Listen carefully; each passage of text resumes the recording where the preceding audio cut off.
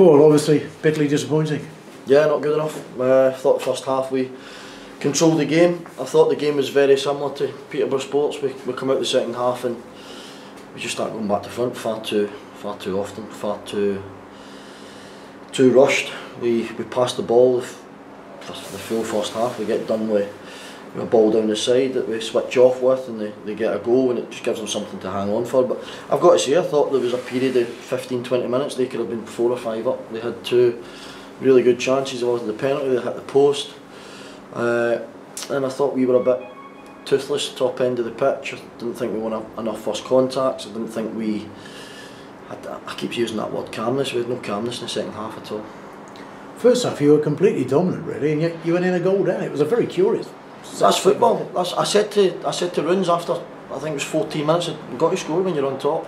You've got to score, and I don't remember having any brilliant chances. We were brilliant between both boxes, but the game's won and lost in 36 yards, and we lost the battle in both of them. I suppose the most worrying thing, you've already alluded to it really, was the fact you were so dominant in the first half and yet pretty much toothless for long periods of the second half. Really. Yeah, listen, in football you're never going to be dominant for the full game, but you're going to have spells. We were dominant for the full first half, and the first 20 minutes they had a couple of chances. I think we just got a bit shell shocked.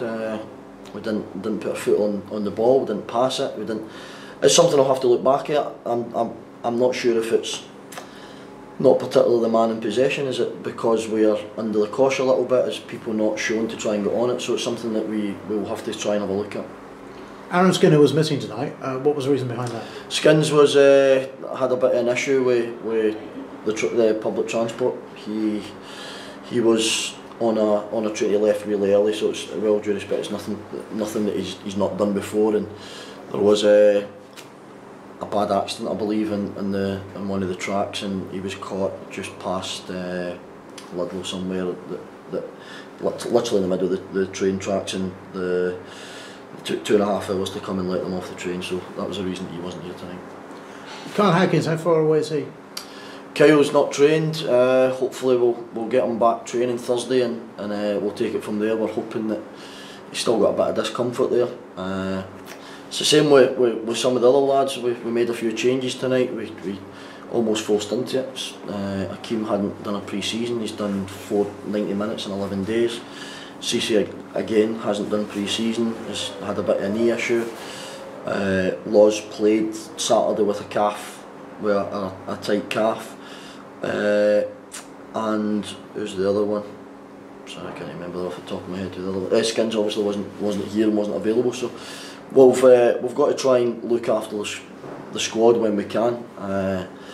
But I'll take responsibility tonight. We didn't win the game in a game that we were expected to win. Our home form of probably the last 6 months hasn't been good enough, to be brutally honest. It's something we're going to have to look at. A couple of bright spots. I thought Jay Tilt early on looked very live, very quick as well down the left hand side, and quite rightly Sammy Robinson named man of the match. I thought he was outstanding tonight. Yeah, Sammy's got that quality that he'll pass through lines and he'll pass the ball properly, and he starts a lot of good attacks for us.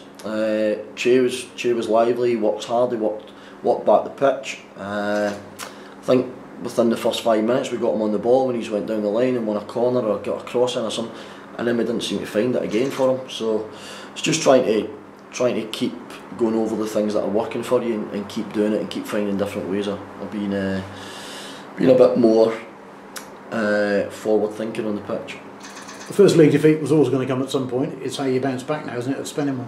Yeah, it is, of course it is, and it's disappointing, but I know that we would have probably looked at it and said, you take 3 points or 4 points in the next couple of games, then I'm talking Brackley and stuff like that. But tonight we were at home. We've got to do better in games like that. We've got to do better when teams will come and camp in and try and nick us on the break. We've got to do much better with that. So that's something that, again, I'll take responsibility. I'll never shirk away from that. It's something that we've got to fix, and fix quickly. Final point, just obviously throwing ahead to Spennymoor, and no knocks tonight that you know of at the moment? Got a couple of bumps and bruises, to be honest. Yeah, there's quite a few in there. We'll have to try and get them back in Thursday and manage the load and see where we can go from there. But hopefully we'll have a decent enough number to pick from. Thanks for your time, Paul. Thank you.